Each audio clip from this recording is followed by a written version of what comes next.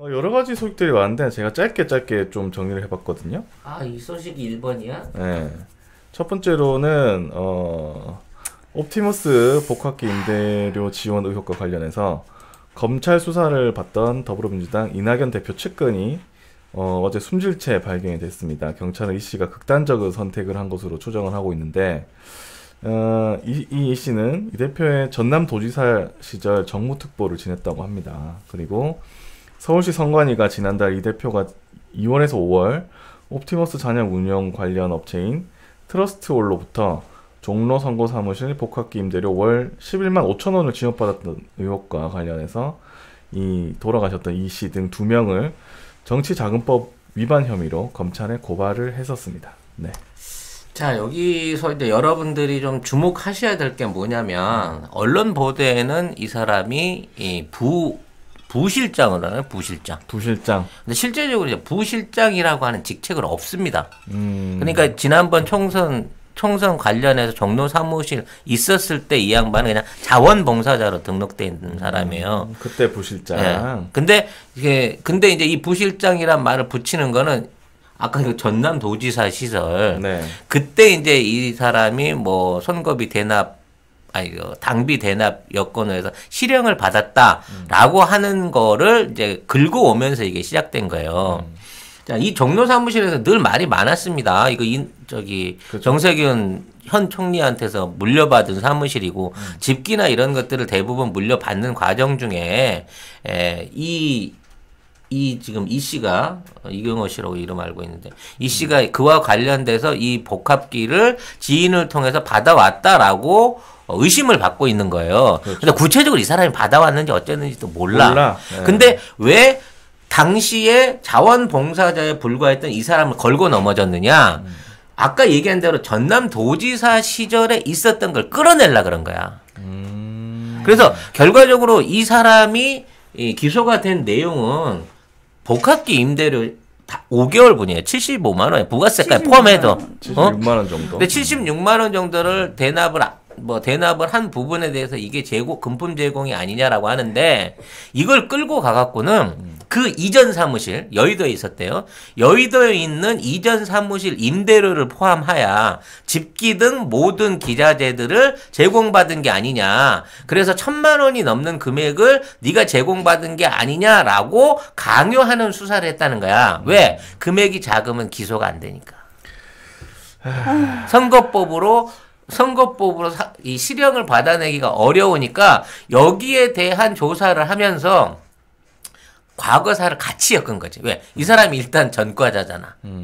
선거와 관련한 전과가 있기 때문에 아마 이 부분에 대해서 얼마나 강압적인 수사를 했는가라는 부분이 눈에 빤히 보이는 거예요. 그건 당사자만 알겠지만. 그렇죠. 그리고 아까도 얘기했지만 이 복합기와 관련하거나 이 사무실하고 연관돼서 했던 부분에 대한 그 실질적인 당시 책임자는 자원봉사자에 불과했는데 굳이 이 사람을 끌어왔을 때는 검찰이 큰 그림을 그린 거고 이와 관련해서 이미 언론 보도들은 1,000만 원 이상을 받아 썼다. 전 사무실에 있는 임대료까지 받아 썼다라는 방식으로 기사가 나오고 있던 참에 이 양반이 이런 선택을 했다는 거지. 그렇죠. 그러니까 결과적으로 이 사람은 내가 앞으로 어떻게 엮이겠구나. 이게 어떤 여파를 끼치겠구나라는 거를 알았기 때문에 이런 극단적인 선택을 한 게 아닌가라는 생각이 든다는 거예요. 그렇죠. 근데 진짜 검찰 수사가 왜 우리는 사실 이 방송 보고 계신 분도 마찬가지고 저희도 마찬가지지만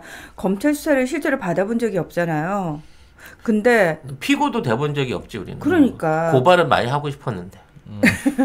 근데 검찰 수사를 실질적으로 경험해 보신 분들은 2번 다시는 안 하고 싶은 경험이라고 얘기할 정도로 너무 끔찍하다, 그러니까 너무 고통스럽다라고 표현을 하시더라고요. 그러니까 인간적인 어떤 모욕감은 말할 것도 없고 사람을 이렇게 피를 말린다라고 얘기를 하잖아요. 정말 피를 말린다고 표현을 하더라고요. 그러니까요. 예. 지금 특히 옵티머스 관련해서 김봉지 씨 김봉현 씨. 네. 김봉현 씨 자술서 같은 편지를 보면 뭐 거의 아침부터 저녁까지 붙잡아다 놓고 그냥 원하는 대답 나올 때까지 계속 돌린다는 거 아니야. 반복적으로 여러분 생각해 보세요. 그러니까 동물들이 행동 반경이 넓어야 되는 동물들을 좁은 우리에 가둬놓으면 정형 행동이라는 게 나와요. 이게 뭐냐면 이상 행동이거든요. 여러분을 앉혀놓고 상대가 원하는 대답이 나올 때까지 같은 질문을 수십 시간을 반복을 한다라고 생각을 해보세요. 뭐 누울 수도 없고 어떻게 할 수도 없고 그냥 앉은 자리에서 계속. 사람 미치죠. 미치는데 중요한 건 나는 그대로 멈춰 있는데 검사는 바뀌어요. 시간마다. 왜냐면 지들은 쉬어야 되거든. 그러면 지들은 신문하다가 검사 바톤 터치하고 나가요. 그러면 다른 검사 들어와서 뭐 화를 내거나 윽박 지르지도 않아요. 처음부터 다시 시작하는 거예요. 그냥 정말 감정 쫙 빼고 무미건조하게. 그거를 검사들이 계속 바꿔가면서 나를 신문을 한다고 생각을 해보세요, 여러분. 그 상상만 해도 너무 끔찍하지 않나요? 진짜 끔찍하네요. 이거 일제 때 그 외경의 앞잡이들이 우리 독립투사들이나 독립운동가들이나 아니면 제야 인사들 잡아다 놓고 하던 방식이랑 똑같은 거예요. 뭐가 달라졌냐고 얘네들 하는 짓이. 벌써 이 정권 들어서 이렇게 자살한 사람이 몇 명째야 지금. 그러게요. 아이고 참. 지금 그때 울산 내려갔다가 저 자살 선택했던 조사관 A 씨라고 불리는 그분 같은 경우에도 장례식장에서 그 검찰 동료 하는 사람들이 그렇게 울었대잖아요. 근데 정작 그 사람을 내려보내고 실질적으로 조사를 시켜서 그 의혹을 받았던 청와대 이름 생각이 안 나요. 백원우. 네. 백원우 씨 대해서는 유족들이 너무 억울하다고 백원 씨를 껴안고 울었대요. 그랬다고 하잖아. 그것만으로도 검찰이 무슨 짓을 했는지를 알잖아. 네, 김봉현 전 대표는 라임 맞습니다. 지금 다들 바로 잡아주시느라고. 오트머스 관련이 라임 관련이긴 한데 아무튼 그 내용이 검찰이 하는 짓거리들이 똑같다는 거예요. 그렇죠. 언제까지 이 짓이 반복돼야 되는 겁니까 지금? 아이고. 네.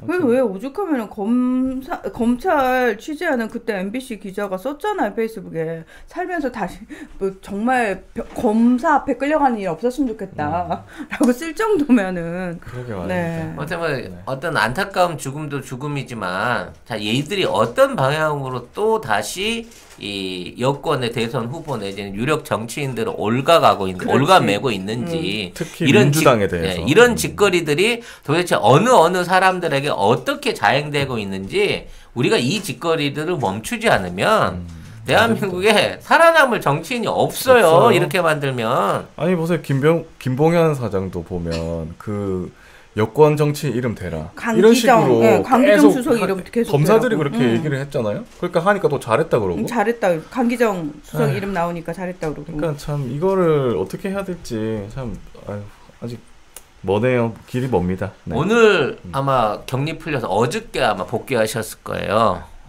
이낙연 대표가. 네. 나 개인적으로 복수를 하라는 얘기는 아닙니다. 정정당당하게 정의가 이루어질 수 있고 본인을 위해서 평생을 헌신해온 동료의 죽음 앞에서 좀 더 강경해질 필요는 있지 않겠습니까? 예, 뭐 본인 이미지 생각 그만하시고 단호해질 때는 좀 단호해지셨으면 좋겠고 무언가 행동으로 보여주실 때는 좀 보여주셨으면 좋겠다라는 바람이 있습니다. 네. 사실 뭐 이 얘기까지는 안 하고 싶습니다만 그동안 이낙연 대표가 대표된 이후에 선명성을 잃었다라든지 하는 일이 없다라는 부분에 대해서 비난받는 부분도 분명히 이쪽 인사들한테 있었는데 나는 이 뒤에 이와 같은 조사가 진행 중인 줄을 몰랐네 내가. 무슨 11만 5천 원 그 임대료 안 냈다고 그걸 갖고 지금 사람이 죽을 정도로 조사를 패고 있겠나라는 생각을 했는데 이들의 목표는 11만 5천 원이 아니었던 거야. 그럴 가능성이 높죠. 그렇죠. 네. 그러니까 그것 때문에 혹시라도 뭔가 개혁 법안이라든지 당 안에서 추진하는 바에 대한 어떤 두려움이 있으셨다고 하면 초계처럼 당직을 버리든 의원직을 버리든 한이 있더라도 당당하게 맞서서 이 사태를 제대로 바로잡을 수 있는 대표로서의 힘을 한번 보여주셨으면 좋겠어요. 근데 뭐 최근에 보니까 뭐 검찰 개혁에 관한 글도 많이 쓰시고 하셔서 보면은 뭐 나중에 행동으로 어떻게 옮겨질지 한번 기대를 해봐야 될 것 같아요. 꼭 기대하겠습니다. 네. 네. 자, 그리고 윤 총장 징계위원회가 10일로 연기가 됐습니다. 저는 오늘 할 줄 알았는데 원래는 네. 날짜가 그랬는데요. 네. 네. 근데 문 대통령이 징계위원회는 철저하게 뭐 절차적 정당성과 공정성을 담보해야 한다. 뭐 이렇게 말씀을 하셨다고. 근데 네. 저는 이게 신의 한 수라고 생각합니다. 신의 한 수? 네. 왜냐하면 지금 이네들이 이와 같은 잡음을 일으키고 있는 사실 아무것도 아니거든. 절차상의 이유를 가지고 소송을 하고 징계위원회하고 뭐 자문회를 띄우고 막 이래가면서 이걸 난리치고 있는 거는 지금 9일날 결정될 여러 가지 개혁 법안들에 관한 일종의 견제 목적이 난 크다고 생각을 해요.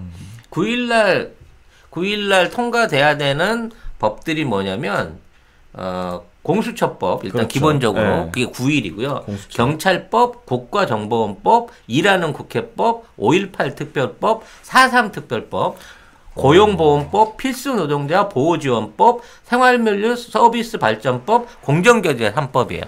와, 대박. 진짜 중요한 법들이 엄청난 많네요. 법들이 많아요. 와. 특히 공수처법이나 국가정보원법, 일하는 국회법 같은 거는 진짜 그동안 수없이 오랜 시간을 거쳐오면서 국민들이 빨리빨리 진행해라는 못하던 그렇죠. 건데 그렇죠. 여기가 이제 9일날 모든 게 포커스가 맞춰져 있단 말이에요. 얘네들은 지금에 있는 어떤 법난을 통해 갖고 이 결정을 흔들어 보려고 할 건데 대통령이 10일로 미뤄라는 얘기는 일단은 거기에 휩쓸리지 말고 이 법안을 통과시키는데 올인하라는 거야. 왜? 절차상의 문제가 있고 공정성에 대한 시비를 계속 제기하니 네가 충분히 일주일 더 이거 해나갈 수 있도록 내가 뒤로 밀어줄게.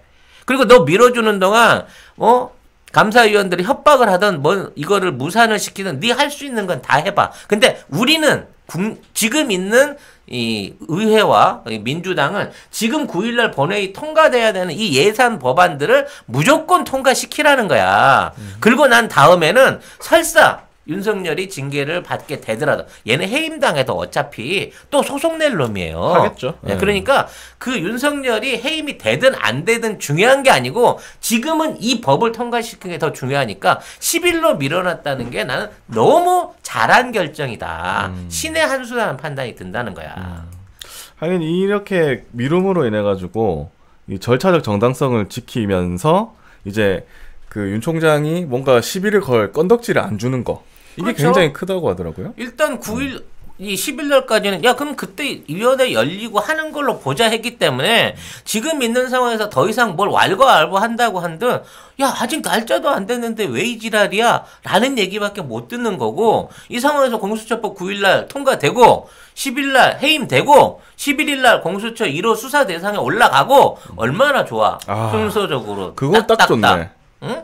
그게 너무 좋잖아. 스케줄이. 이상적인데요? 스케줄이 너무 이상적인데. 이거를 그동안 꼬아놓으니까 시끄러웠던 거야. 참. 자, 그러니까 많은 분들이 사실 사이다 좋아하죠. 그냥 즉각적으로 국민들이 뭐 해줘요. 그럼 바로 되고 그러면 얼마나 좋겠습니까? 저는 근데, 그런 거 좋아하는데. 네, 저도 사실 그런 거 되게 좋아하는 스타일이거든요. 왜냐하면 우리가 그동안 너무 억눌려 살았으니까 사실 국민들이 너무 목이 말라 있어요.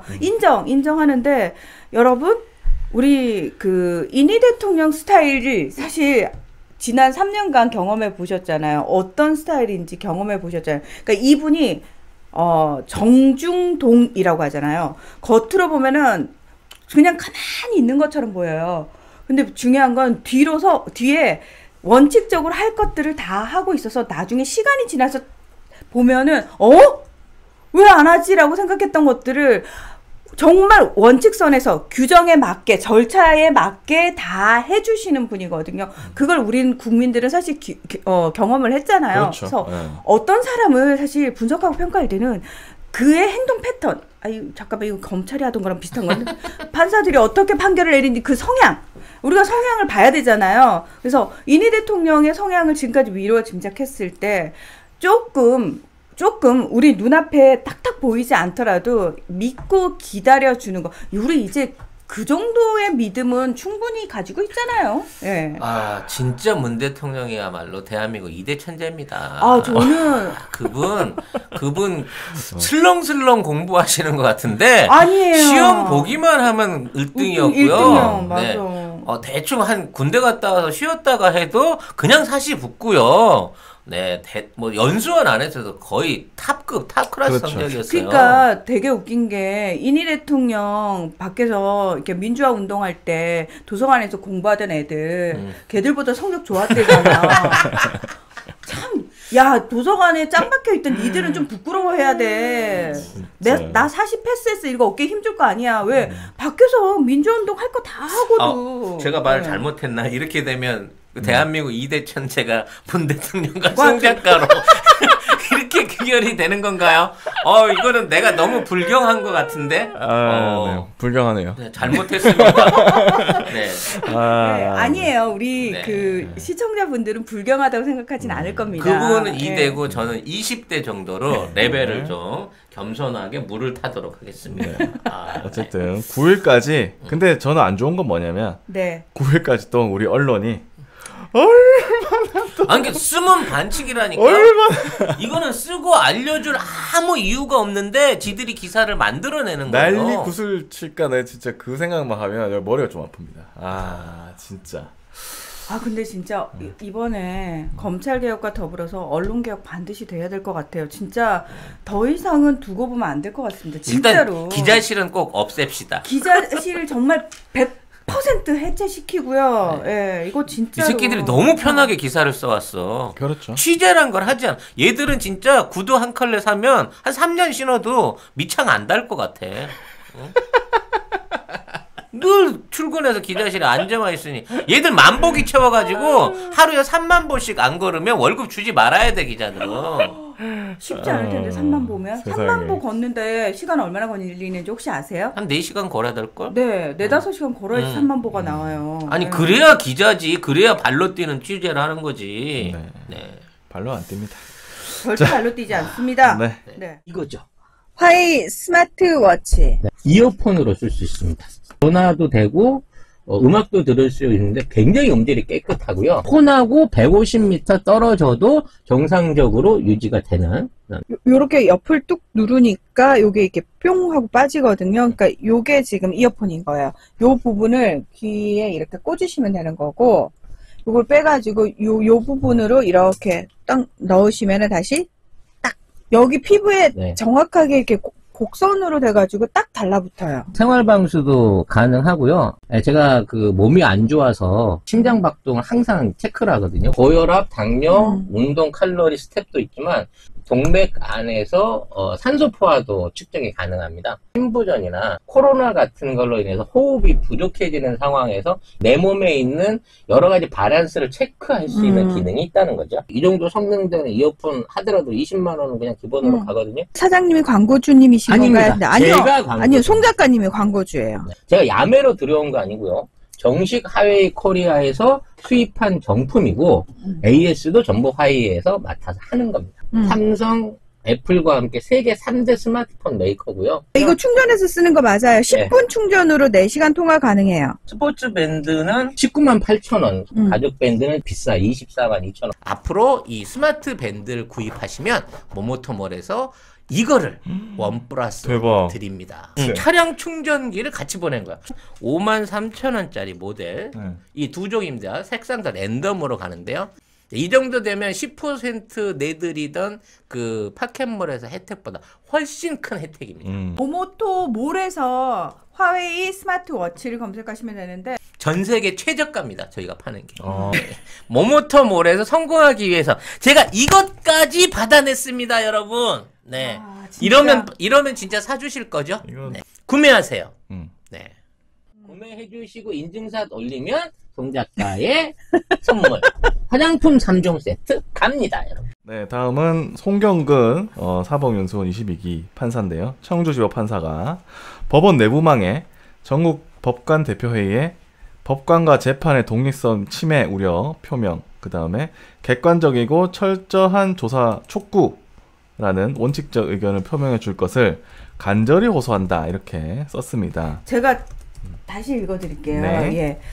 전국 법관 대표 회의에 법관과 재판의 독립성 침해 우려 표명 및 객관적이고 철저한 조사 촉구라는 원칙적인 의견 표명을 해줄 것을 간절히 호소한다. 뭐 이렇게 말을 어렵게 하지? 아, 그냥 이거- 사찰하지 마. 5자면 될 걸. 뭘 이렇게 막 50자 가까이 이렇게 설명을 하지? 아, 사찰하지 말고 우리도 판사들도 목소리를 내자 이 말이죠 사실. 이제 건들지 마. 어. 이 얘기만 하면 되는 건데 뭘 이렇게 길게 얘기를 해갖고 없어 보이잖아요. 없어. 네. 그리고 많이 없어 보여. 법관들이 왜 한자가 많이 들어간 글을 많이 쓰잖아요. 판결문. 예, 익숙해져 있잖아요, 사실은. 그러니까 우리나라 판결문이 유독 어렵다라고 얘기를 하는 게 그 일제시대의 잔재라고 얘기를 하잖아요. 한자도 한자도 그러니까 많고 그래서 그런 부분이 많이 안 문장도 안 바뀌었는데 끝나고. 그렇죠. 굉장히 장문입니다. 예. 아무튼 국어 교육을 다시 시켜야 돼, 하여튼 우리나라 공무원들은. 그래서 저는 그러니까 이 법 조문부터 시작해가지고 판결문을 좀 그러니까 쉽게 바꾸는 본격적인 작업을 좀 해야 되지 않아 법적으로. 왜냐면 저도 학교 다닐 때 제가 법학개론 들으면서 그 용어 자체가 사실 너무 어려워가지고 그 용어를 다시 찾아보고 해석하고 이해하는데 되게 시간이 많이 걸렸거든요. 맞아요. 근데 되게 웃긴 게 법조계에 계신 분들은 또 그걸 너무 익숙하게 쓰다 보니까 일반인들하고 얘기할 때도 계속 그 단어를 쓰세요. 나는 네. 그 신문 같은 데서 한자 없애기 운동해갖고 없앴잖아. 네. 그러고 난 다음 또 갑자기 뭐 우리 국어에 뭐 질이 떨어지니 무슨 뭐 학생들의 뭐 지능이 낮아지니 뭐 누가요? 아니 그런 말도 안 되는 얘기. 한자 사용을 안 하면 그렇게 된다는 거야. 어? 헐. 누가? 아니 그렇게 주장하는 놈들이 있었단 말이지. 헐. 근데 사실 우리나라 언어는 원래 소리 글자잖아요. 그렇죠. 그러니까 물론 한자를 하는 거를 통해 가지고 뭐 여러 가지 좋은 점도 있을 수 있겠습니다만 우리 글의 원래 특성이 과학적이고 평등하고 배우기 쉽고 사람들이 빨리 응용하기 쉬운 거예요. 전 세계 어느 나라 단어를 갖다 놔도 다 표현할 수 있는 게 한글이잖아. 그게 유일하게 우리나라 언어밖에 그렇지, 그게 가능한 네, 거거든. 그게 가능해요. 쓰는 대로 들리는 대로 표현할 수 있는 게 우리나라 맞아요. 글밖에 없는데 소리 글자. 그런 장점에도 불구하고 꼭 이렇게 어렵게 한자 쓰는 애들 보면 옛날 외놈들이 외놈들. 얘는 대놓고 외놈이야. 외놈 법원들과 판사들이 수기로 해갖고 이렇게 한자 써가지고 판결문 쓰는 거 있잖아. 네. 그거를 일종의 로망으로 하는 거야. 자기 만족으로 해갖고. 어? 외놈들. 외놈들. 근데 실제로 이게 실제예요, 여러분. 실제로 그 판사들이 수기로 해갖고 딱 이렇게 한자 넣어갖고 딱 써주잖아요. 다 틀려. 그래갖고 워드로 옮기면서 일일이 다 고쳐야 돼. 못 쓰면 하질 마. 멋있어 보이려고 그러지 말고. 대박이다. 예. 너무 예. 어쨌든 예 이게 법관 대표회의에서 한번 논의를 하자고 얘기를 한 건데 이 법관 대표회의는 각급 법원에서 선발된 판사 117명이 참석하는 뭐 자리라고 합니다. 네. 그래서 이제 이쪽에서 공식적인 의제로 올리자는 거죠. 그렇죠. 사실은 네. 이거는 공론화 시킬 필요가 있다라고 지금 네. 강하게 주장하는 의견이 내부적으로 지금 많이 나오고 그러니까 있습니다. 사찰하고 음. 그 재판하고 관계가 없는데 니들 왜 이렇게 하냐 이러는 거죠 지금. 그래서 제가 이 송경근 부장판사님의 페이스북 글을 쫙 다 읽어봤어요. 근데 이분이 어떻게 비유를 하셨냐면은 자 판사들에 대해서 검찰에서 우리의 공소 유지를 위해서 필요하기 때문에 필요한 정보를 확보하는 차원에서 사찰을 한 거다라는 식으로 얘기를 했는데 자 그러면 요걸 그대로 가져와 가지고 이거는 법적 판단을 내리는 급이 다른데 지금 이거를 얘네들이 같은 동급으로 생각하고 지금 말도 안 되는 소리를 하고 있는 게 이걸 비유하면 경찰이 이 검사가 기소를 해줄 것인지 안 해줄 것인지를 조금 더 유리하게 끌고 가기 위해서 검사 개개인의 성향과 이 모든 부분과 관련된 뭐 기소를 했는지. 기소 성향이 어땠는지, 누구의 처제이고 처남이고 이 부분을 다 예를 들어서 조사를 한 문건이 나왔다고 했을 때 과연 검사들은 사찰 아니네. 그럴 수 있어라고 받아들일 것이냐. 아유, 절대 못하죠. 검사들은 난리 날 겁니다. 그러면 아마. 경찰을 사찰할 겁니다, 또. 그러니까. 누가 뭐 가지고 있는지 내놔봐 이럴 겁니다. 그러니까 그렇게 비유를 하는 거예요. 안 돼. 이 송 판사님께서. 그러면서 이거를 판사들이 그냥 넘어가면 안 된다. 근데 생각을 해봐요. 판사들도 내부적으로 감찰을 받죠. 뭐 비리가 있거나 뭐 하면. 그래도 그런 데 대해서 판사가 자신의 비리에 대해서 공개적인 감찰을 받았다는 데 대해서 이 저항하는 판사를 본 적이 없어. 근데 검사는 윤 춘장은 네가 그렇게 저지른 적이 있잖아. 그래서 그걸 감사를 받자 그랬더니 이걸 탄압이래. 아니 어떤 조직에 있는 이 불량한 직원이 저를 감사한다 그래가지고 지 권한으로 하고 감사하는 사람을 핍박하는 이런 권력을 쓰는 놈이 어디가 있어.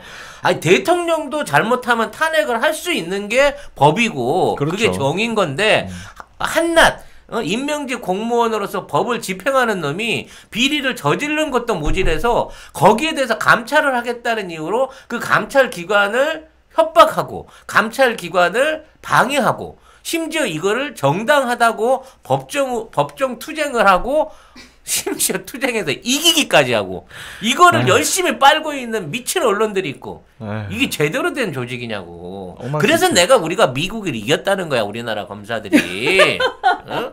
우리 검사들이 미국 검사보다 훨씬 악질이고 힘이 세. 바꾸자 이 기회에 미국 검사들이랑. 네, 아무튼 판사들이 또 한번 어떻게 목소리를 낼지 이건 궁금합니다. 네, 어떻게 될지 한번 지켜보시고. 아까 유화 애청자님이 외놈은 혼자 사는 놈이다. 외로운 놈이다. 라고 쓸데없는 드립 올려주셨는데 어차피 지금 보니까 노딱이기 때문에 이미. 이미? 네. 이미 땡트부터 맞았구나. 노딱이었어요. 왠지는 모르겠어요. 막 가자. 뭐 이미 후련하게 가자. 어차피 불금인데. 네. 자, 노딱을 받았는데 그나마 한 줄기 이제 감사함이라면 우리 미담채님께서 춘장 화병 유발러 하시면서 슈퍼챗을 쏴주셨습니다. 10만 원이나 쏘아주셨네요. 잠깐만요. 왜 이렇게 부담스럽게 쏘지? 감사합니다. 그러지 마요. 그리고, 서로 부담스럽지 않기로 해요, 우리. 네, 그리고 홍진아님께서 2만 원 해주시면서 10일 전까지 윤 멧돼지 하고 싶은 거 다 해라. 그 다음 은빨치 찾아. 이렇게 써주셨습니다. 감사합니다. 이 시한부구나. 네. 좋네. 근데 저는 이니 대통령은 이미 이 모든 상황을 다 그냥 꿰뚫어 보고 있었을 것 같아요. 그렇겠죠. 그래서 개싸움 하지 마. 10일 날 하는 걸로 밀어줘. 라고 아주 신의 한 수를 두신 게 아닌가. 라는 생각을 해봐요. 그러면 이 기세를 몰아서 바로 넘어가겠습니다.